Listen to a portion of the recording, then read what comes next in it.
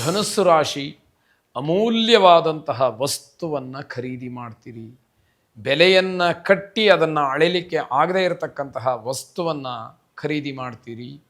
ಖರೀದಿ ಮಾಡಿದ ಮೇಲೆ ಅದರ ಬೆಲೆ ಮತ್ತಷ್ಟು ಉಲ್ಬಣವಾಗ್ತಕ್ಕಂಥದ್ದು ನಿಮಗೆ ಹೆಮ್ಮೆಯನ್ನು ತರ್ತಕ್ಕಂಥದ್ದಾಗತ್ತೆ.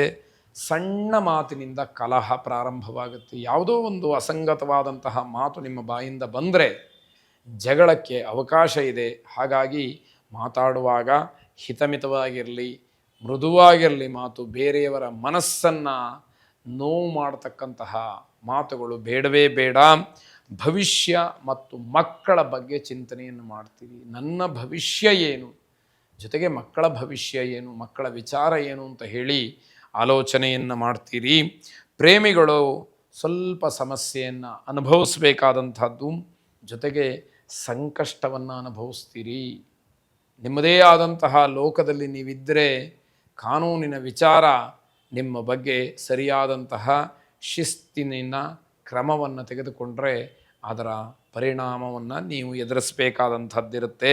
ಅಧಿಕವಾದಂತಹ ನಷ್ಟವನ್ನು ಅನುಭವಿಸಬೇಕಾದಂತಹ ದಿವಸ ಇದಾಗಿದೆ. ತಾಯಿಯವರಿಂದ ದ್ರವ್ಯ ಅಥವಾ ಹಣ ಸಹಾಯವಾಗುತ್ತೆ. ಆ ನಿರೀಕ್ಷೆಯಲ್ಲಿ ಮಾತ್ರ ನೀವಿರಬಾರ್ದು ಅಥವಾ ಕೇಳಿ ಪಡ್ಕೊಳ್ಬಾರ್ದು. ತನ್ನಿಂದ ತಾನೇ ಅದು ಬಂದರೆ ಮಾತುಶ್ರೀಯವರ ಆಶೀರ್ವಾದ ಅಂತ ಹೇಳಿ ಸ್ವೀಕಾರ ಮಾಡಿ, ಸಾಯಿಬಾಬಾರನ್ನು ಪ್ರಾರ್ಥನೆ ಮಾಡಿ. ಶುಭವಾಗಿ. ಮಕರ ರಾಶಿ ಸ್ತ್ರೀಯರಿಗೆ ಆಭರಣ ಪ್ರಾಪ್ತಿಯ ಯೋಗ ಇದೆ. ಸಹಜ ಸ್ವಭಾವವಾಗಿ ತುಂಬ ಸಂತೋಷವಾಗ್ತಕ್ಕಂಥದ್ದು, ಮನಸ್ಸಿನಲ್ಲಿ ಏನೋ ಒಂದು ರೀತಿಯ ಉಲ್ಲಾಸ ಆಗುವಂಥದ್ದು. ಯಾವುದೇ ಕಾರಣಕ್ಕೂ ಕೂಡ ಯಾವ ನಿಯಮವನ್ನು ಕೂಡ ಉಲ್ಲಂಘನೆ ಮಾಡಬೇಡಿ. ಆಗ ದಂಡ ಕಟ್ಟಬೇಕಾದಂತಹ ಪರಿಸ್ಥಿತಿ, ಜೊತೆಗೆ ಅವಮಾನವಾಗ್ತಕ್ಕಂತಹ ಸ್ಥಿತಿ ನಿಮ್ಮನ್ನು ಕಾಡುವಂಥದ್ದಾಗುತ್ತೆ. ರಾಜಕೀಯ ವಿಷಯಾಸಕ್ತಿ ಎಲ್ಲಿಂದಲೂ ಬಂದುಬಿಡುತ್ತೆ.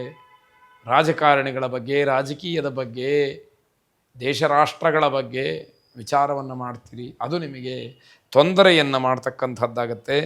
ಪ್ರೇಮಿಗಳಿಗೆ ಶುಭ ಸಿಕ್ಕುವಂತಹ, ಶುಭವಾಗತಕ್ಕಂತಹ ದಿವಸ ಇದಾಗಿದೆ. ಉದ್ಯೋಗ ಲಾಭ, ಬಹುದಿನಗಳ ಕನಸು ನನಸಾಗ್ತಕ್ಕಂತಹ ಸಂದರ್ಭ ನಿಮಗೆ ಒದಗಿ ಬರತಕ್ಕಂಥದ್ದು. ವೆಂಕಟೇಶ್ವರನನ್ನು ಮನಸಾರೆ ಪ್ರಾರ್ಥನೆ ಮಾಡಿ, ಅನುಕೂಲವಾದಾಗ ಒಮ್ಮೆ ತಿರುಪತಿಗೆ ಹೋಗಿ ವೆಂಕಟೇಶ್ವರನ ದರ್ಶನವನ್ನು ಮಾಡಿ ಅವನ ಅನುಗ್ರಹವನ್ನು ಪಡೆದುಕೊಳ್ಳಿ. ಶುಭವಾಗಿ. ಕುಂಭರಾಶಿ ಅಪವಾದದ ಭಯ ಹೆಚ್ಚಾಗಿ ಕಾಡುವಂಥದ್ದಾಗಿರುತ್ತೆ. ನೀವು ಮಾಡದೇ ಇರತಕ್ಕಂತಹ ತಪ್ಪಿಗೆ ಆ ತಪ್ಪಲ್ಲಿ ನನ್ನ ಮೇಲೆ ಬಂದುಬಿಡುತ್ತೋ ಅನ್ನುವಂತಹ ಭಯ ನಿಮ್ಮನ್ನು ಕಾಡುವಂಥದ್ದು.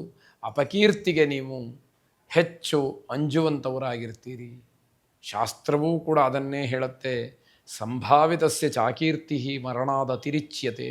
ಇದರ ಅರ್ಥ, ಯಾವಾಗ ನಮ್ಮದಲ್ಲದೇ ಇರತಕ್ಕಂತಹ ತಪ್ಪು ನಮ್ಮದು ಅಂತ ಹೇಳಿ ನಮ್ಮ ಬಗ್ಗೆ ಇಲ್ಲಸಲ್ಲದ ಮಾತುಗಳನ್ನು ಹೇಳಿ ಸಮಾಜದಲ್ಲಿ ಅದನ್ನು ಪ್ರಚಾರ ಮಾಡ್ತಾರೋ ಆಗ ಬದುಕಿದ್ದೂ ಕೂಡ ಸತ್ತ ಹಾಗೆ. ಇದರ ಅರ್ಥ, ಆ ಅವಮಾನವನ್ನು ಪ್ರತಿ ಕ್ಷಣವೂ ಕೂಡ ಅನುಭವಿಸಿದವರಿಗೆ ಅದರ ನೋವು, ಸಂಕಟ, ಆ ಒಂದು ಪರಿಸ್ಥಿತಿ ಹೇಗೆ ಅನ್ನುವಂಥದ್ದು ಗೊತ್ತಿರುತ್ತೆ.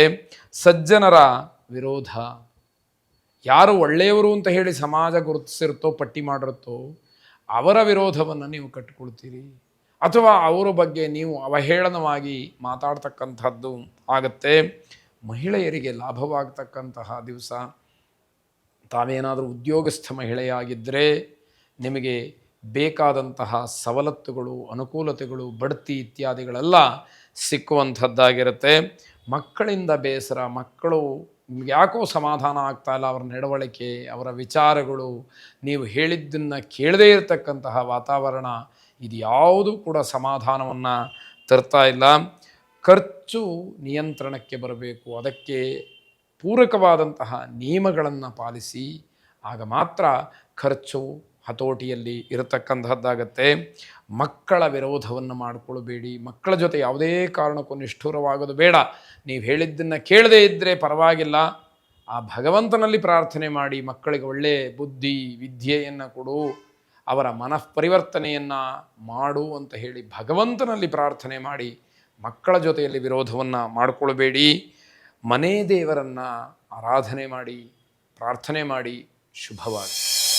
ಕೊನೆಯದಾಗಿ ಮೀನರಾಶಿ ವ್ಯವಹಾರಕ್ಕೋ ಅಥವಾ ಇನ್ಯಾವುದೋ ಖರ್ಚಿಗೋ, ಮನೆ ದುರಸ್ತಿಗೋ, ಆಸ್ತಿ ಮಾಡುವುದಕ್ಕೋ, ಚಿನ್ನ ಬೆಳ್ಳಿ ಇತ್ಯಾದಿ ದ್ರವ್ಯಗಳನ್ನು ಖರೀದಿ ಮಾಡೋದಕ್ಕೋ ಸಾಲವನ್ನು ಮಾಡಬೇಕಾಗತ್ತೆ.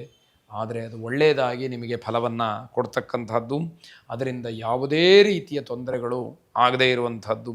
ಶತ್ರುನಾಶಕ್ಕೆ ಪ್ರಯತ್ನವನ್ನು ಮಾಡಬೇಕಾಗತ್ತೆ. ಯಾಕೆ ಅಂತಂದರೆ ಆ ಶತ್ರುಗಳಿಂದ ಆಗತಕ್ಕಂತಹ ಮನೋವೇದನೆಯನ್ನು ಪ್ರತಿ ಕ್ಷಣವೂ ಅನುಭವಿಸಿ ನೀವು ಹತಾಶರಾಗಿರ್ತೀರಿ. ಅದರಿಂದ ಇದಕ್ಕೇನಾದರೂ ಒಂದು ಮುಕ್ತಿಯನ್ನು ಕಾಣಿಸಬೇಕು ಅನ್ನುವಂತಹ ಮಾತು ನಿಮ್ಮಲ್ಲಿರುತ್ತೆ. ಪ್ರಯಾಣಕ್ಕೆ ತೊಂದರೆ, ಪ್ರಯಾಣವನ್ನು ಬಳಸಬೇಕು ಅಥವಾ ಅದರ ಬಗ್ಗೆ ಆಸಕ್ತಿಯನ್ನು ತೋರಿಸ್ತೀರಿ. ಆದರೆ ಅಲ್ಲಿ ಏನೋ ಅಡ್ಡಿ ಆತಂಕಗಳು, ತೊಂದರೆಗಳು ನಿಮಗೆ ಆ ಪ್ರಯಾಣಕ್ಕೆ ಅವಕಾಶ ಮಾಡಿಕೊಡೋದಿಲ್ಲ.